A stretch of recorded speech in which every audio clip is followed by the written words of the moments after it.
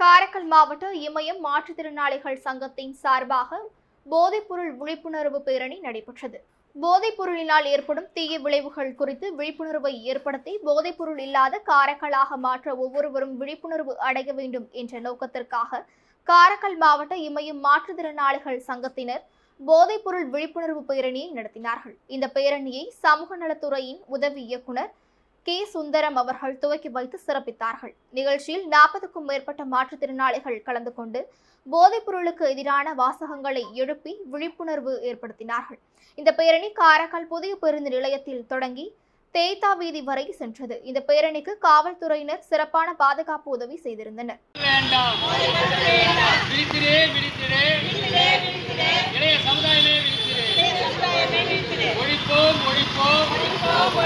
புகையிலை பொருட்களை ஒழிப்போம், ஒழிப்போம், ஒழிப்போம், ஒழிப்போம், ஒழிப்போம், புகையிலை பொருட்களை ஒழிப்போம், ஒழிப்போம், ஒழிப்போம், போதை பொருட்களை ஒழிப்போம்.